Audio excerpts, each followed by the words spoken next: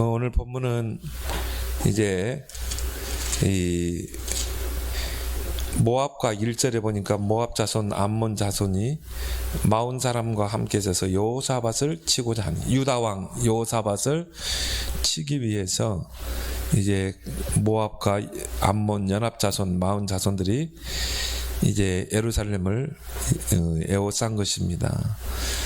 그때 이제 이 여호사밧이 그 소식을 듣고 이제 하나님께 낯을 향해서 간구했다.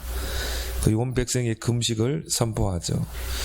그래서 이제 여호와께 간구하더라.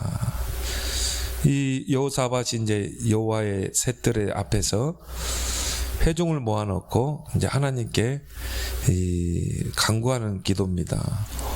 그 기도 제목, 기도가 오늘 이 본문에 나와 있죠. 오늘 9절에 보니까 만일 재앙이나 난리나 견책이나 전염병이나 기근이 우리에게 임하면 주의 이름이 이 성전에 있으니 우리가 이 성전 앞과 주의 앞에 서서 이 환난 가운데서 주께 부른즉 들으시고 구원하시리이다. 정말 지금이 위기시대라고 그러죠. 여호사밧과 같이 이런 위기시대, 이 여호사밧은 전 백성을 이 성전 앞에 모아놓고 이제 하나님께 부르짖는 기도를 하는 것을 보게 됩니다. 그래서 재앙을 이제 맞게 되죠. 그래서 오늘 여기 보니까 우리는 우리 하나님 12절에 우리를 징벌하지 아니하시나이까 우리를 치러 오는 이 큰 무리를 우리가 대적할 능력도 없고 어떻게 할 줄도 알지 못하고 오직 주만 바라보나이다. 그죠? 근데 하나님께서요 이제 이 여호사밧에게 임하면서 놀라지 말라. 이 전쟁은 하나님께 속한 것이다.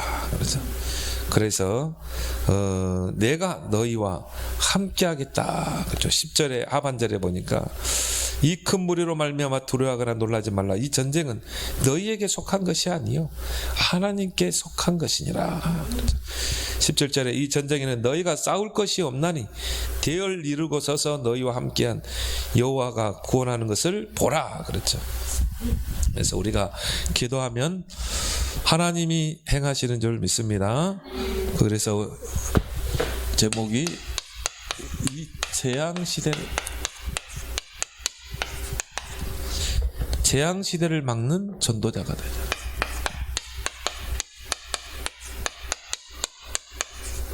그래서 이럴 때 우리가 어떻게 해야 돼요? 모여서 기도해야 돼요. 정말 하나님을 바라봐야 돼요. 그래서 이 하나님의 이 진노가 떠나가시도록, 이 재앙이 떠나가도록, 그러면서 우리가 하나님의 계획을 찾아야 되겠죠.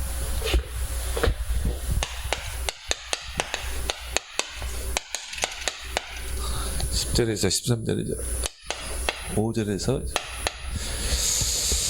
자, 지금 코로나 사태로 모든 것들이 다 정지되고 묶이고 지금은 글로벌 시대인데 항공이 묶여버리면 국경을 폐쇄하고 항공이 묶이게 되면 이게 뭐냐면 이렇게 모든 이 자료들이 이렇게 공유가 안 되게 돼 있어요. 우리가 자동차 하나를 만들더라도 이게 우리나라에서 다 부품을 만들어서 조립하고 그게 아니거든요. 다 나라에다 맡기는 것입니다. 그래서 어느 나라는 뭐 전기 부분, 또 어느 부분은 또 모터, 뭐 이렇게 해서 또 이제 일본 같은 경우는 모든 전자기기. 그래서 이제 뭡니까? 컴퓨터 하나가 만들어지고 또 스마트폰이 만들어지고 자동차가 만들어지거든요. 근데 이게 전염병을 통해서 이게 국경이 다 폐쇄되고 비행기가 안 뜨게 되면은 모든 게 다 묶이는 거예요. 이게 경제 위기가 올 수밖에 없죠. 이제 앞으로 금융 위기, 전에 세계 금융 위기가 한번 왔었죠. 그건 능가하는 아마 위기가 올 것이다. 이렇게 경제학자들이 추론을 하고 있습니다. 이제 정말 경제가 어렵고요. 이제 교육도, 애들 벌써 뭐 교육도 어려워지잖아요. 이런 위기 시대, 교회까지 예배를 제대로 드릴 수 없는 이런 위기 시대입니다. 이럴 때 우리는 그 위기를 기회로 바꾸는 자가 돼야 될 줄 믿습니다. 그래서 이럴 때 우리가 움츠러들고 또 우리가 여기에서 낙심하고 그게 아니라 우리는 누구를 바라봐야 돼요? 오직 여호와만 바라봐요. 우리는 이거에 대해서 어떻게 할 줄도 모르고 우리는 이거를 뭐 할 바를 모르기 때문에 우리는 여호와 앞에 서서 주를 바라보라이다. 하나님의 도우심을 우리가 구해야 돼요. 그리고 이런 이 재앙을 통해 하나님의 음성을 들어야 돼요. 그 음성 속에서 기도 제목을 가지고 계속 기도해. 나는 이번 코로나19 사태를 통해 4가지 기도 제목을 붙잡았거든. 그걸 놓고 계속 기도하고 있습니다. 그래서 이럴 때일수록 우리가 낙심하지 말고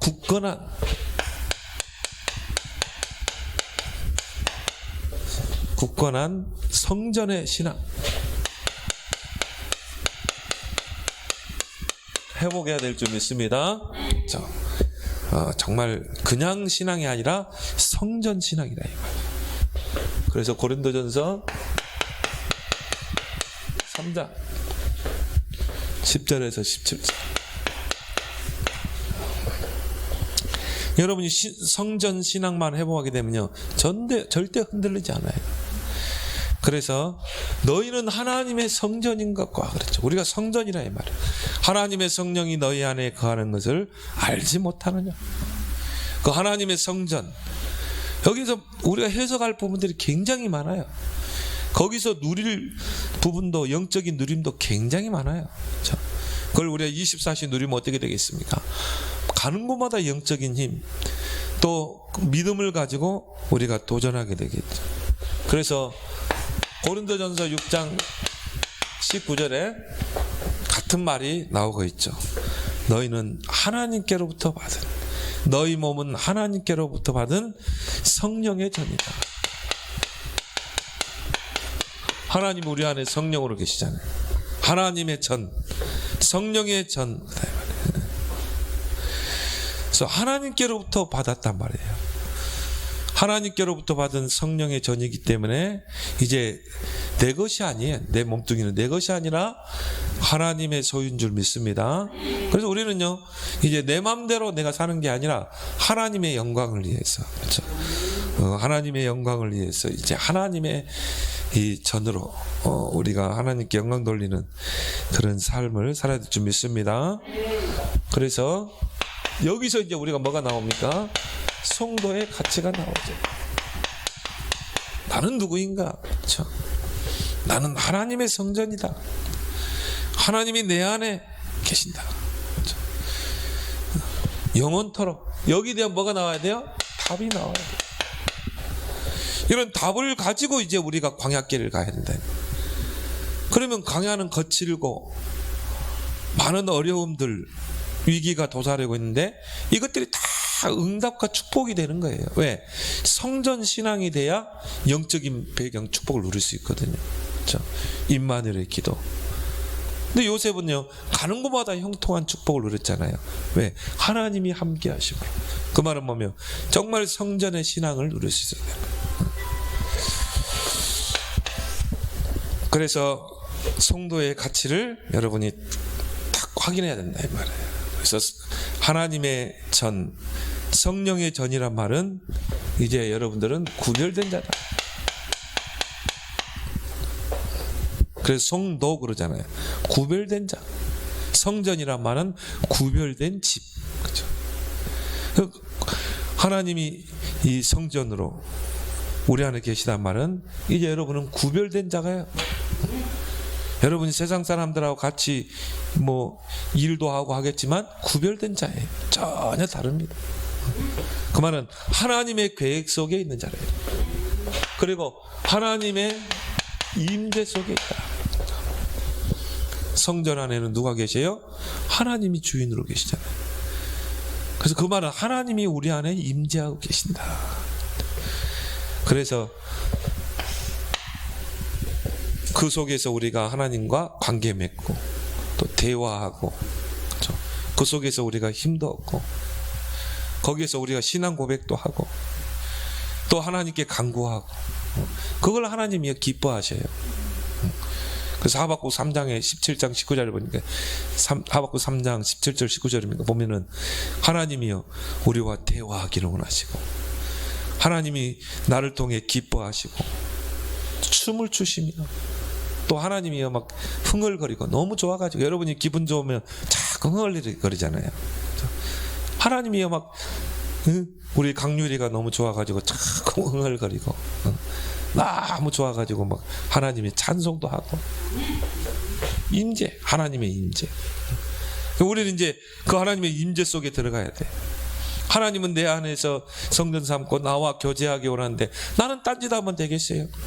하나님을 성령을 근심케 하는 것. 그래서 성령을 예배소 4장 30절 성령을 근심케 하지 마라. 성령을 즐겁게 해야 되는데 그리고 우리에게는 안전한 보장.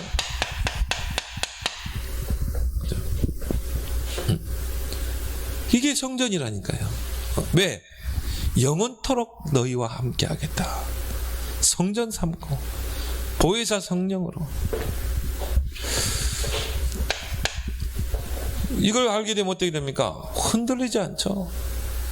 그리고 중요한 거는 우리가 이제 예수 그리스도 터가 중요하다고 했죠. 신앙의 집을 세워나가려면 어떻게 돼요? 터가 중요해요. 건물을 짓는데 가장 중요한 게 터를 어디다 세우느냐 중요하죠. 그래서 이 마태복음 7장 24절 27절 보면 모래 위에 지은 집, 반석 위에 세운 집이죠. 모래 위에 세운 집은 아무리 화려하게 지어도 홍수가 나고 태풍 불면 다 휩쓸려가고 무너지게 돼 있어요. 왜? 터를 잘못 잡아가지고. 근데 반석 위에 세운 집은 홍수가 나고 태풍이 불어도 흔들리지 않죠. 왜? 터를 반석 위에 세웠기 때문에. 그럼 우리의 신앙의 집을 어디다 세워야 돼요? 터를 예수 그리스도. 그 터 위에 우리가 신앙의 기초를 탁 놓고, 기초가 중요하잖아요. 그래서 우리가 기초 메시지를 많이 하는 이유가 기초가 안 되면 그 다음은 안 되게 돼 있어요. 그래서 우리가 초창기 때는요, 기초 메시지를 얼마나 많이 했습니까? 그래서 우리가 이 터를 완전 예수 그리스도로, 오직 예수 그리스도로 탁 답이나 해야 돼요. 근데 많은 사람들이요, 막 다른 터를 두고 거기다가 신앙의 집을 지으니까 어떻게 됩니까? 신앙의 경륜은 긴데, 신앙생활 오래 했는데, 문제를 만나고 위기를 만나면 딱 알아봐요. 아, 이 사람의 신앙의 수준을 딱 볼 수 있어요. 평상시에는 모릅니다. 평상시에는 보면요, 거룩해 보이고 믿음 좋아 보이고 그런 말을 하니까 믿음의 말. 근데 문제를 만나고 어려움 만나고 이해 관계 속에 딱 사람과의 관계 속에 들어가면요, 철저하게 드러나게 돼 있어요. 그렇죠? 흔들립니다. 흔들흔들 신앙. 그렇죠? 그리고 막 시험 들고 갈등하고 염려하고 불신앙에 빠지고 터를 잘못 잡는 거예요. 그래서 에베소서 3장 17절에 보니까 그리스도 예수를 너희가 주로 받았으니 그 안에 뿌리를 내리고 뿌리를 받고 터가 굳어져서, 그렇죠? 그리고 나서 보면 신앙의 집을 딱 세워나가는 거예요. 터를 그리스도 안에, 뿌리를 그리스도 안에 내리면은 견고한 집을 세워나갈 수 있는 것이죠. 그렇게 해서 뭡니까? 에베소서 2장 22절에 하나님이 거하실 처소로 세워져 가는 거니라. 하나님이 거하실 처소.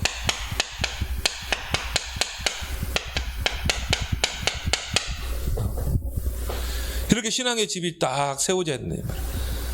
굳건한 신앙으로. 그러면서 우리는 뭡니까? 지혜로운 건축자가 돼야 합니다.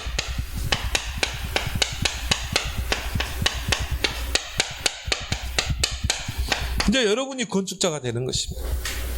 그래서 나를 세워나가고 또 뭡니까? 여러분 만나는 사람들을 세워줘야 돼요. 왜? 거의 다가 잘못돼가지고 흔들흔들 신앙들이 너무 많기 때문에. 그래서 여러분들은 정말 이 홀리 메이슨의 그런 응답을 받길 바랍니다. 홀리 메이슨이 거룩한 그 뭡니까? 메이슨, 석공 그런 뜻이세요. 한마디로 건축가라 이 말이에요. 그래서 여러분 그 서양의 이 건축물 보세요. 굉장히 화려하잖아요. 다 메이슨들이 석공들이 만들어 놓은 거거든. 그래서 이 솔로몬 성전도 메이슨들이 만들었거든요. 두로 있는 그 석공들을 데려다가 돌을 쪄가지고 그 솔로몬 성전을 만들었잖아요. 그래서 여러분들은 이제 그런 그 석공들이 이 사단이 이용하니까 어떻게 됩니까? 결국은 이런 흑암 문화를 만들어내잖아요. 자, 브레메이슨이. 그래서 어떤 사람들은 지금 코로나 이 바이러스가 일루미나트가 만들었을 것이다, 뭐 이렇게 이야기하기도 하죠. 다 이게 이 프리메이슨과 관계되어 있거든요. 근데 한번 잘 생각해 보면 또 그럴 가능성도 있겠다. 왜? 세계적인 제약회사들이 돈이 안 벌리면 어떻게 돼요? 이런 바이러스 하나 만들어내 가지고 바이러스를 전 세계화해 가지고 백신 하나 만들어 놓으면 어마어마한 돈을 벌어들이는 거예요. 그래서 지혜로운 건축자가 되자. 왜냐? 정말 이 부실한 교인들이 많거든요. 부실한 신앙의 터.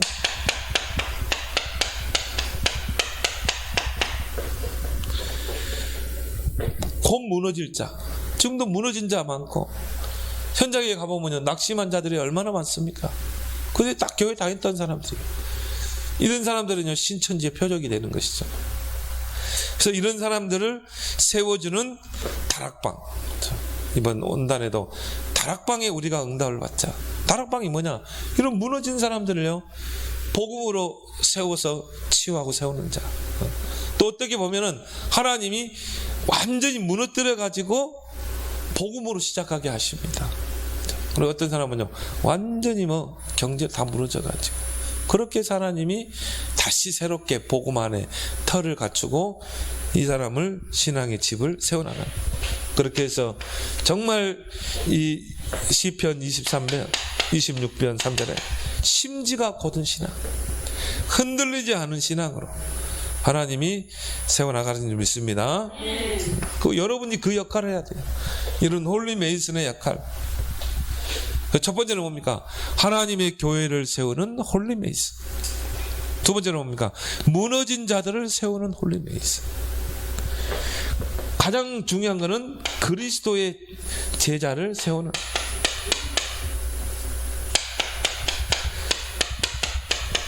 오직 그리스도 안에 터를 세우고 오직 그리스도 안에서 신앙이 세워지는 이런 그리스도의 제자, 그리스도로 담나고 오직 이 복음운동에 생명을 거는 이 그리스도의 제자, 우리 찬양에도 있잖아요. 이런 제자를 세우는 건축자, 특히 렘넌트들. 정말 이 디모데후서 2장 1절에서 7절, 디모데여 내 아들아 그리스도 예수 안에 있는 은혜 속에서 강하라. 정말 은혜 받는 것에 우선순위를 두고, 그래서 은혜 받고 힘없고 강해지고, 그러면서요 세 가지 자세를 갖추는 이런 렘넌트 제자. 첫 번째가 뭡니까? 그리스도 예수의 좋은 군사. 자기를 위해서 사는 게 아니라 오직 그리스도를 위해서 생명 거는 그리스도의 제자. 흑암과 영적인 싸움을 싸우는 그리스도의 제자. 두 번째는 뭐예요? 농부. 모든 사람을 다 살리는 농부. 정말 하나님께 축복받아가지고 그래서 교회를 살리고 모든 사람을 살리는 농부. 세 번째 뭐라고 했죠? 경기하는 자. 정말 면류관을 받기 위해서 경기하는 자. 이런 그리스도의 제자를 여러분이 몇 명? 30명을 세워라. 이걸 여러분이요 정말 1000명으로 붙잡아봐요. 평생 30제자 오직 그리스도의 터를 두고 그 그리스도의 복음의 신앙으로 세워지는 이 사람은요, 오직 그리스도 운동하게 돼 있어요. 이 사람은 오직 그리스도 복음 운동에 생을 걸게 돼 있어요. 이 그리스도의 제자 30명 제자 세우는 것에 여러분의 새로운 도전이 있게 되기를 바랍니다.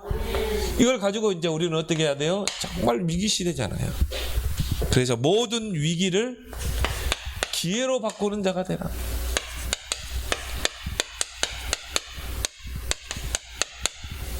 많은 사람들은 지금 위기라고 말합니다. 그러면서 많은 사람들은요, 뭔가 불안과 두려움 속에 삽니다.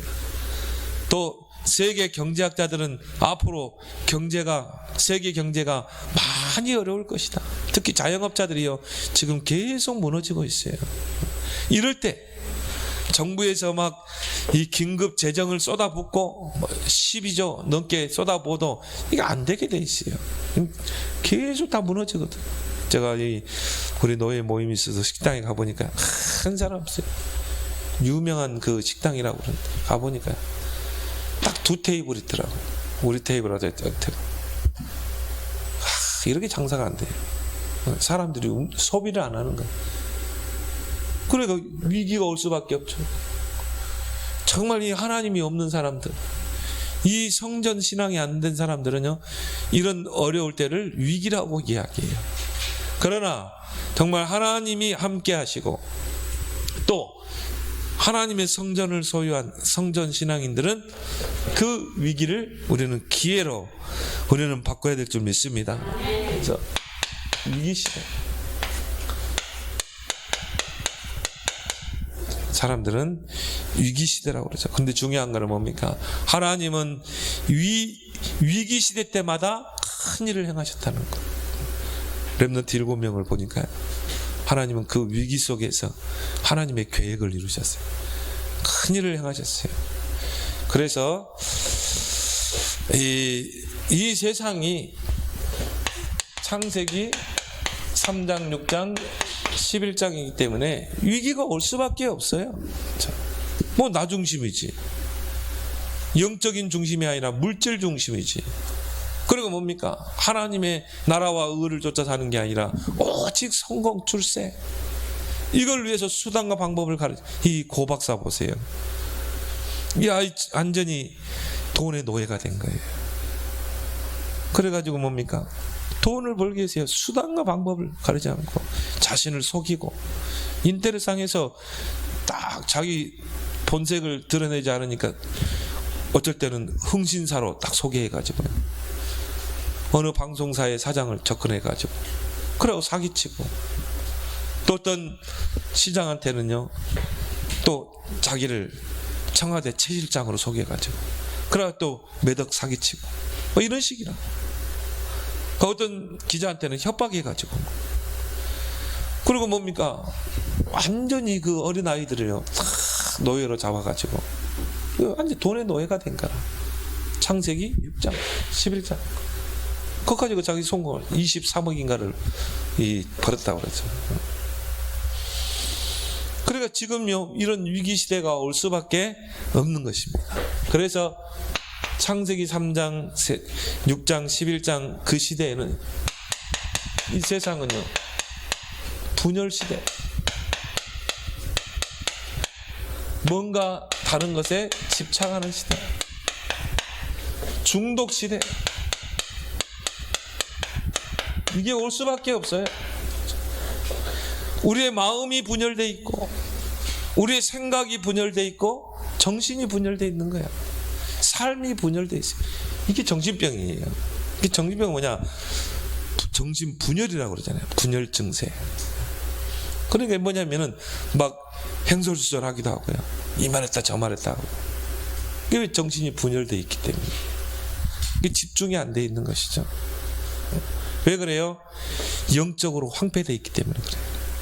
사람들을 보면 멀쩡해 보이지만 영적으로 굉장히 황폐되어 있습니다. 뭔가 이게 분열되어 있는 거예요. 그 증거가 뭡니까? 스트레스를 많이 받는 것이죠.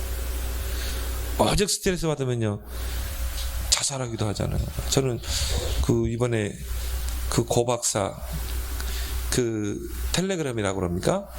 거기 회원 가입했던 사람이 26만? 근데 지금 그 검찰에서 다 조사하겠다고 그러니까는 2명 죽었어요. 한 사람은 다리에서 뛰어내려서 죽고, 한 사람은 또 뭐 해가지고 약 먹고 죽었다. 약을 먹고 경찰서에 자살했어요. 자수했어요. 근데 이미 약을 음독해가지고 살려냈다고 그러죠. 벌써 2사람이 극단적인 행동을 한 거예요. 그 사람들 오죽했으면 이랬겠어요. 막 삶의 스트레스가. 내가 볼 때는요, 거기 있는 사람들이 다 거의 배우고 그런 사람이실 거예요. 컴퓨터 모르는 사람, 나도 텔레그램이 뭔지도 모르거든요. 또 우리 같은 사람은 들어가지도 못해. 그러면 그런 텔레그램이 있다는 거, 그런 데를 들어갔다는 거는 뭔가 인터넷의 지식 다 알고 있다는 친구들이 아니에요. 그건 비밀스럽게 뭘 하거든요.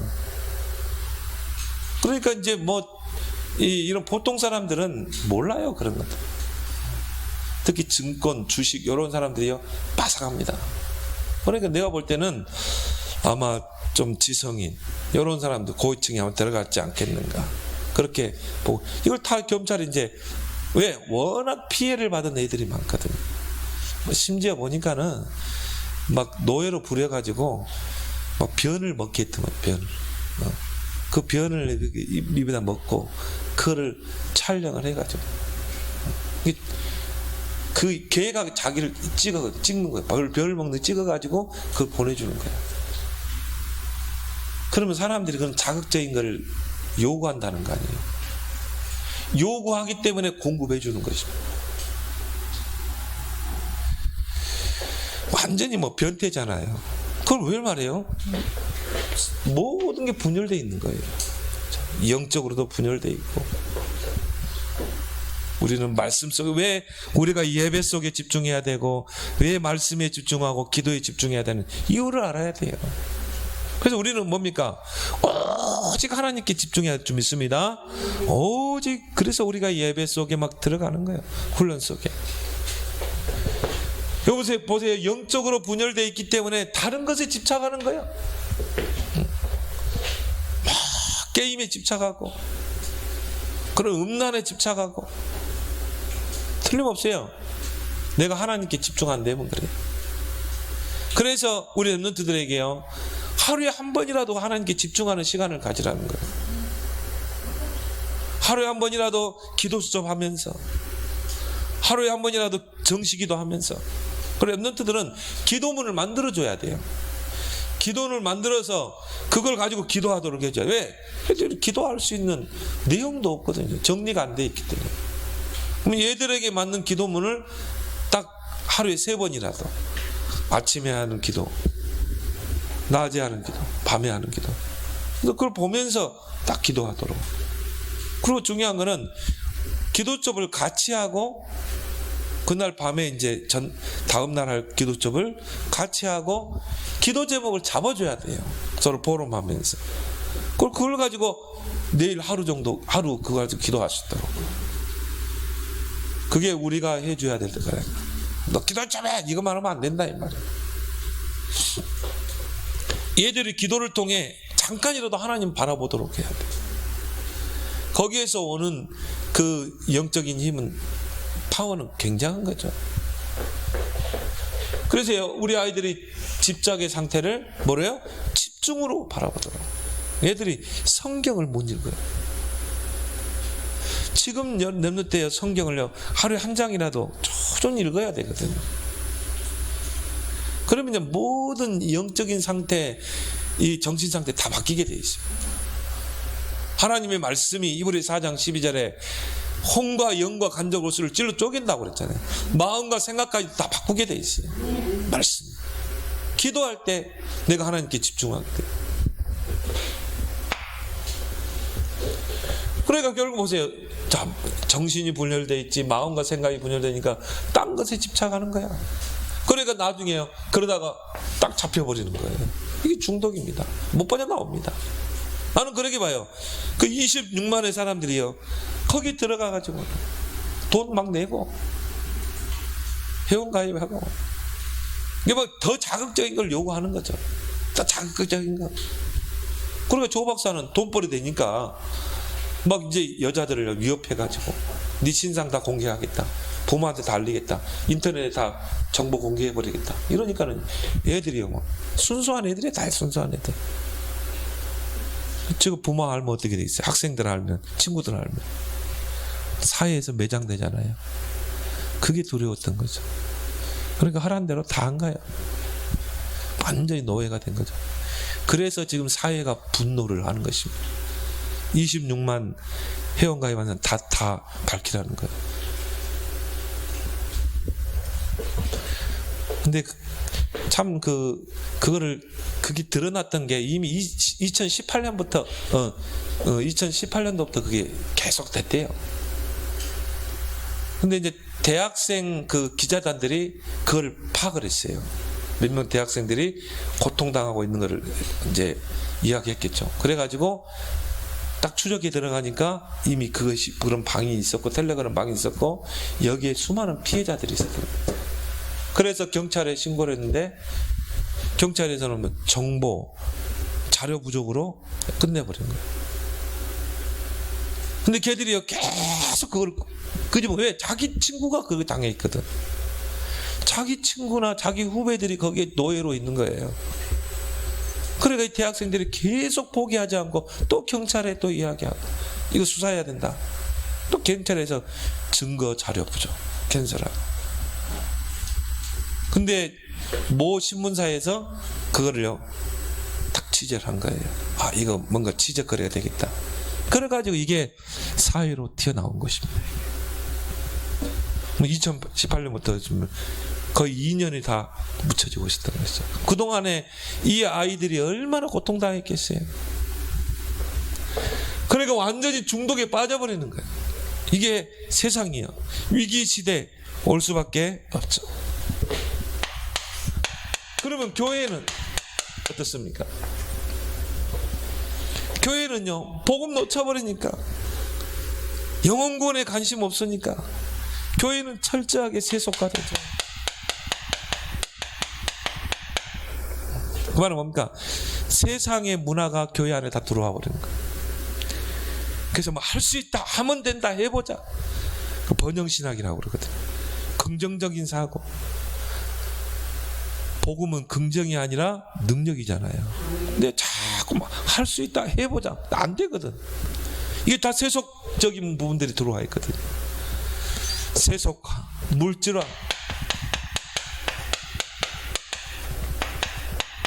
돈이면 다 된다. 그래가지고는 막 완전히요, 막 교인들 막 그렇게 해가지고는, 어떤 교회는 막 사업하는 교회도 있어요. 이래가지고 막 교회를 확 키우거든요. 막 은행에 대출해가지고, 나 부도 나가지고 지금 팔려가는 교회들이 얼마나 많습니까? 미국 교회 다 팔려가고 있잖아요. 물질화, 종교화. 결국은 껍데기만 남는 거예요. 그리스도는 없어요. 십자가는 있는데 그리스도가 없는 교회들이 얼마나 많냐 이 말이에요. 꽉 찼습니다. 여러분. 교인들은 또 어떻습니까? 교인들은 영적인 건강을 상실하고 있어요.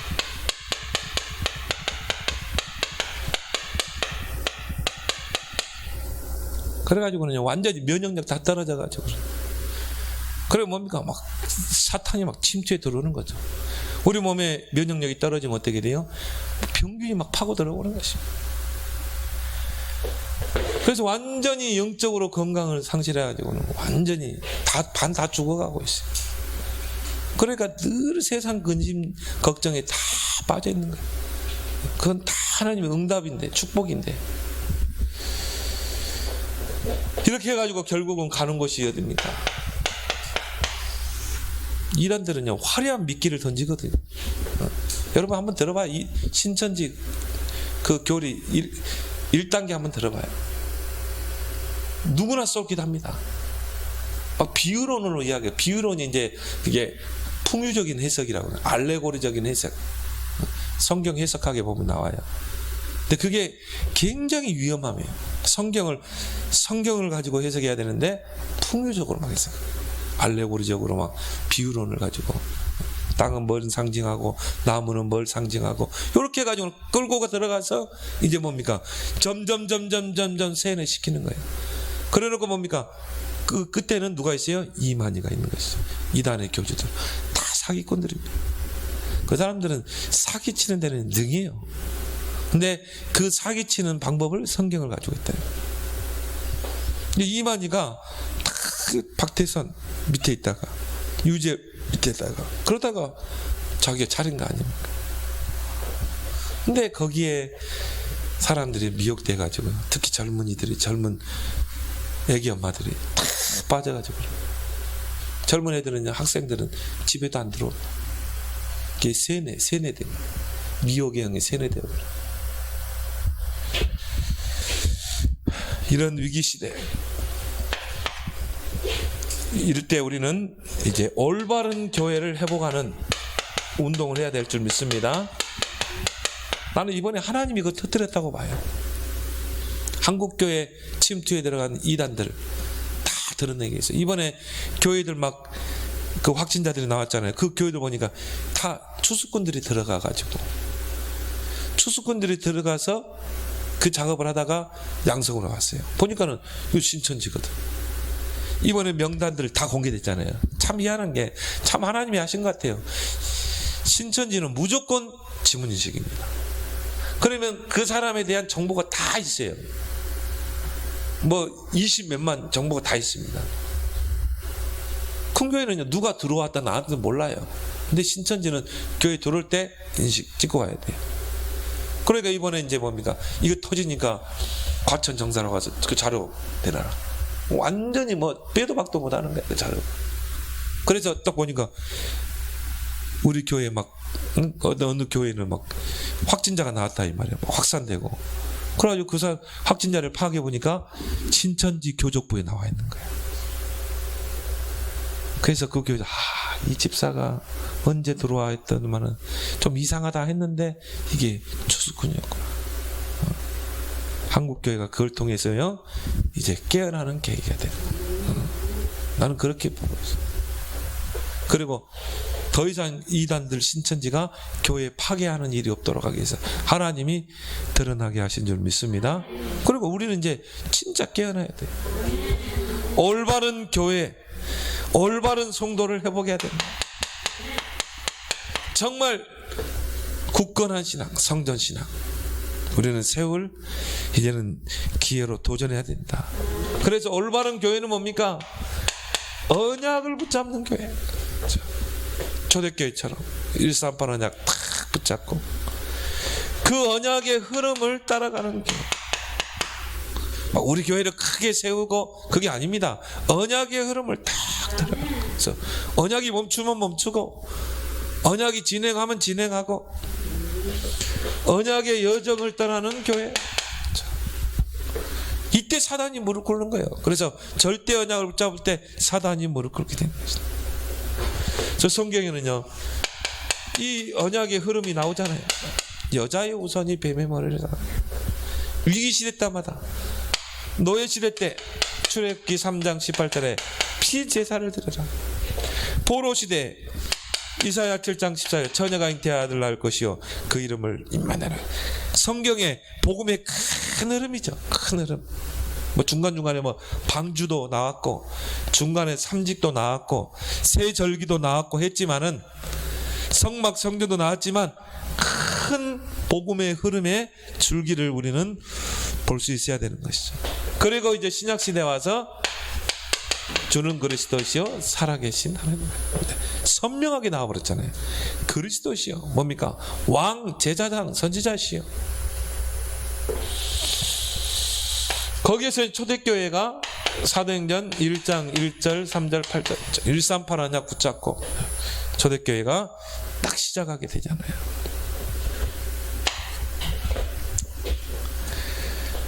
그러다 또 이게 놓쳐버린 거죠. 이 흐름을 잇는 사람이 바로 루터죠. 이 언약, 이 성경 언약 붙잡고 로마서 1장 16절 17절 이거 붙잡고 언약 붙잡고 종교개혁을 이렇게 했잖아요. 지금이 어쨌답니까? 루터 종교개혁 이후 500년 현대입니다. 하나님 왜 우리를 부르셨냐는 말이에요. 여기에 대한 분명한 우리는 천명, 소명, 사명을 붙잡아야 돼요. 그래서 하나님이요 전도자를 통해서 지금 뭡니까? 이 언약 흐름 속에 우리를 다 끌고 가는 거예요. 그래서 우리는 항상 뭡니까? 전체 언약을 잘 봐야 돼요. 전체 언약의 흐름이 어디로 가는가? 강단의 그 언약의 흐름이 어디로 가는가? 그리고 나의 현장에서 언약의 흐름이 어디로 가는가? 이걸 잘 볼 수 있어야 돼. 그래서 이 언약의 흐름을 잘 따라가는 게 신앙생활 잘하는 거예요. 근데 이 언약의 흐름을 잘 따라가는데 요단이 갈라지고 그런 기적, 여리고가 무너지는 기적이 일어날 줄 믿습니다. 자, 나 여호와가 때가 되면 속히리라. 하나님 여러분을 이제 축복의 시간표 속으로 이끌 줄 믿습니다. 흐름만 따라가는 거예요. 흐름을 못 따라가는 교인이 있으면 흐름을 따라가도록 끌고 가야 돼요. 이걸 가지고 우리는 뭡니까? 올바른 헌신을 하자.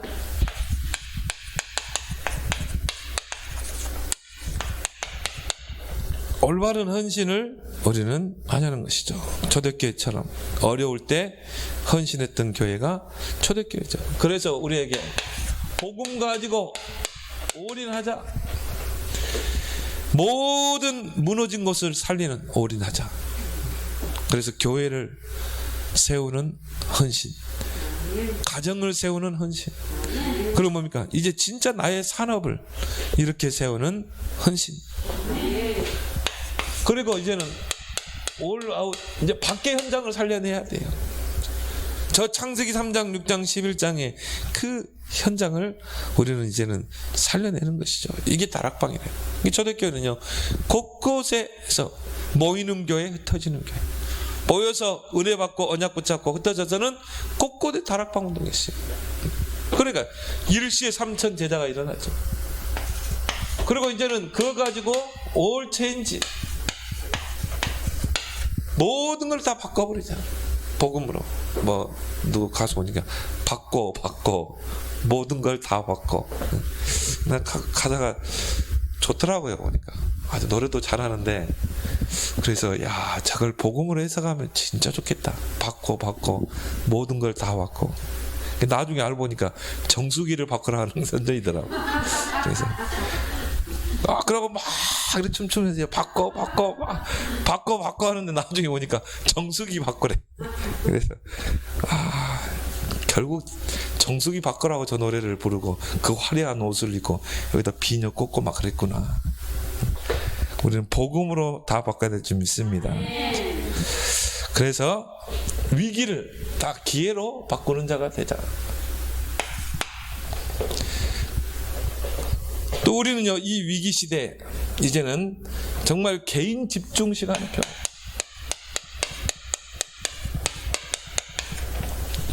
개인 집중 시간표 속으로 들어가야 돼요.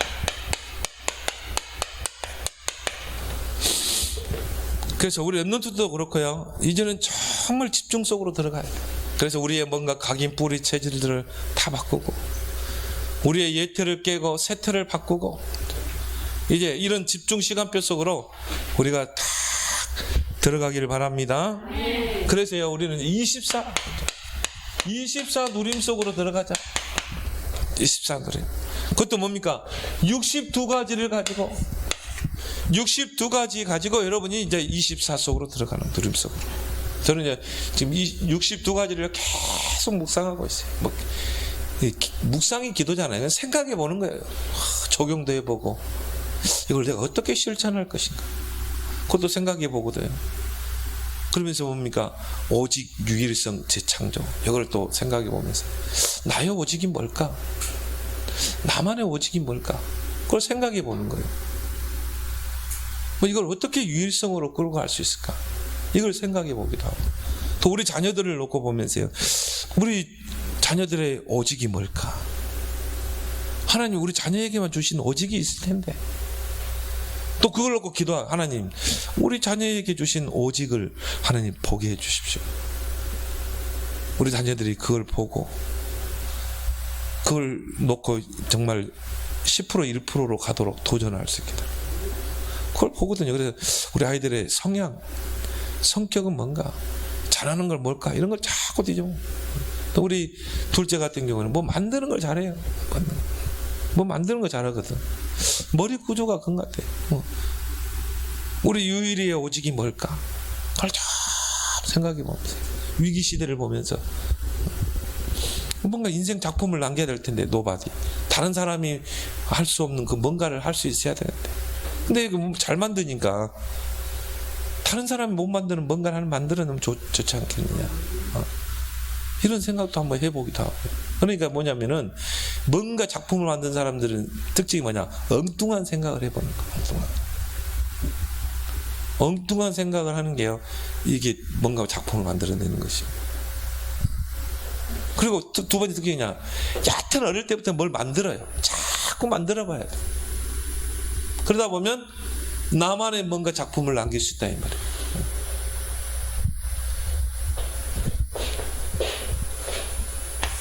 62가지를 가지고 계속 묵상하고, 그걸 가지고 적용할 부분, 실천할 부분을 계속 생각해보고, 24누리. 그 속에서 뭡니까? 즐거움이 있고 평안이 있고. 그러면요, 여기서 오는 그 영적인 힘이 엄청납니다. 그게 바로 믿음이거든요. 영적 힘이 생기면 믿음이 생기게 돼 있어요. 그러면 도전하게 되는 줄 믿습니다. 아까 그 93세 할머니 이야기 했잖아요. 자기가 행복했던 그것을 생각하면서요, 나도 그 행복했던 때로 갈 수 있다. 다시. 그러니까 그 확신이 있으니까요. 이 뭡니까? 그 93세는 면역력이 뚝 떨어진 나이 아닙니까? 근데 면역력이 살아나 버린 거예요. 그래가지고 그 바이러스를 이겨냈다니까요. 그래서 여러분들이 영적 시스템을 만들라. 정말 하나님 축복을 누리는 영적 시스템을 누리라, 만들어라. 두 번째 뭡니까? 마음과 생각의 시스템 만들어라. 마음과 생각 시스템. 내가 하나님, 마음과 생각으로 하나님께 집중할 수 있는 시스템. 저는 이게 사모노를 보거든요. 히브리서 4장 12절. 하나님 말씀은 내 마음과 생각을 판단하시고 지키신다고 그랬어요. 말씀 속에 들어가. 빌립보서 4장 6절 7절에 너희 마음과 생각을 평강히 지키시리라. 뭐 이거 말씀과 기도. 그다음 뭐 전도는 뭡니까? 24시 전도만 생각하는 거예요. 그러면 내 마음과 생각이 오직 하나님께서 집중하게 돼 있어요. 그래서 나는 이 사모노는 뭐냐? 내 마음과 생각의 시스템을 갖추는 것이다. 그러면서요, 몸 시스템을 갖춰야 된다. 그렇죠? 일단 건강해야 되잖아요. 이 목사님 호흡으로 그렇게 한다는데, 여러분들 나름대로 내 몸을 지킬 수 있는, 면역력을 키울 수 있는, 뭔가 건강을 지킬 수 있는 그런 시스템을 다 만들어가는 거예요. 이때가 중요하다. 지금 이런 개인 집중 시간표 속에서 만들어야 돼요. 제 안에는 항상 수영 도구가 딱 있습니다. 제 차 뒤트렁크에는 탁 수영복, 물안경, 그 다음에 타올, 그 다음에 세면도구 딱 있어요. 왜? 어디를 가도요, 수영장이 있거든. 12시에서 거의 한 1시에서 2시 이렇게 하는데 좋더라고. 뭐 교회 있다가도요, 딱 시간 되면요, 이 주변에 반경에 뭐 3-4km 반경에 3-4km 반경 한 3개 돼요. 거기 가서 뭐 한 4,000원 점심 때 하거든요. 그거 딱 티켓 끊어서 수영하고, 뭐 이게 개인의 폐활량이 좋아져요. 의사가 선생님은 심장이 탱크 같대요. 아, 내가 수영을 해서 그렇구나. 이게 수영이 그만큼 심장 기능이 좋아진다는 걸 의사가 나한테 이야기하더라고요. 심장이 그렇게 좋냐고 그러더라고요. 뭐 운동하는 게 있어요? 나 수영밖에 하는 것도. 수영이 심장을 튼튼하게 하는 거. 그래서 여러분 나름대로 이렇게 몸 시스템을 다 갖추기 바랍니다. 따로 시간 내서는 못 하겠더라고. 그러니까 딱 그런 타이밍을 잘 봐야 돼요. 나의 몸 시스템이 뭘까? 그러면요, 이게요, 나중에 25시간표로 가는 거죠. 이제 하나님의 나라가 임하게 되는 것입니다. 하나님의 나라. 이때 어떤 역사가 일어나요? 로마서 16장 20절. 올해 원단에 주신 말씀처럼 사탄을 무릎 꿇게 하라. 그렇죠? 사탄이 무릎 꿇게 되는 것입니다. 25 하나님의 역사가 임하니까. 그래서 예수님이, 부활하신 예수님이 제자들을 불러놓고 감람산에서 40일 동안 집중했죠. 하나님의 나라. 하나님의 나라의 일에 집중하셨다고 그래요.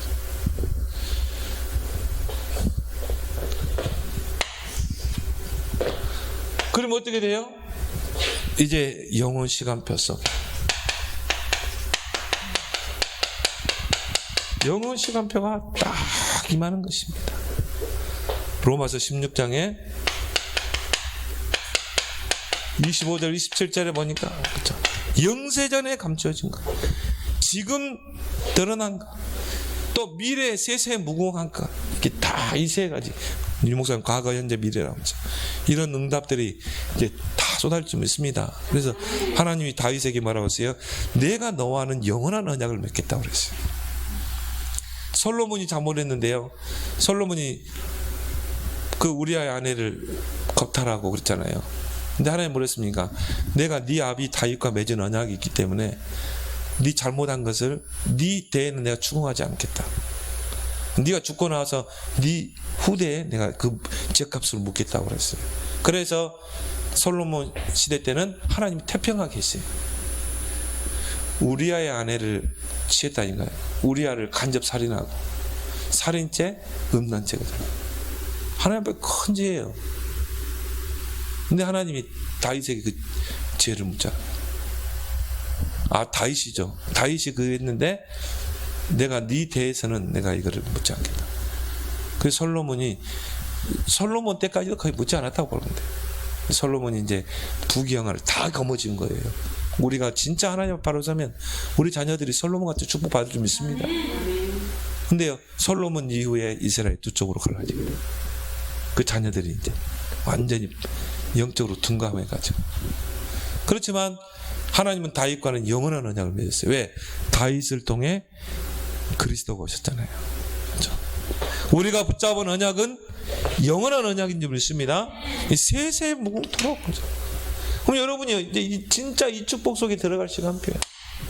62가지를 가지고 24 축복 속으로 들어가는 여러분 되길 바랍니다. 결론적으로 뭡니까? 여러분이 결론적으로 언약 속에 있는 자가 되라. 언약 속에 있는 자가 되라. 왜? 여러분이 붙잡은 언약은 반드시 성취되기 때문에. 풀도 마르고 꽃도 시들지만 하나님의 말씀은 영원하기 때문에. 이제 이 언약을 붙잡고 교회 속에서 하나님이 가장 원하시는 것, 이걸 찾는 거예요. 하나님이 내게 몸담게 한 이 교회에서 가장 원하시는 게 뭘까? 그리고 뭡니까? 현장에서 하나님의 절대 계획을 찾는 것입니다. 그러면 여기 보세요. 교회라는 곳에서, 현장에서, 내가 처한 현장에서 하나님이 언약을 성취할 줄 믿습니다. 요셉이 이 언약을 딱 붙잡으니까요, 노예라는 환경에서 언약이 성취, 감옥이라는 현장에서 언약이 성취, 바로왕 앞에 갔는데 언약이 성취. 그러니까 여러분이 언약만 제대로 확실하게 붙잡으면 나의 교회 안에서 언약이 성취되고 현장에 성취될 수 있습니다. 그래서 이런 재앙 시대를 막는 위기 시대를 축복으로 바꾸는 그런 전도자 되기를 예수 그리스도로 축원합니다. 오늘 주신 말씀을 붙잡고 우리 함께 기도하겠습니다.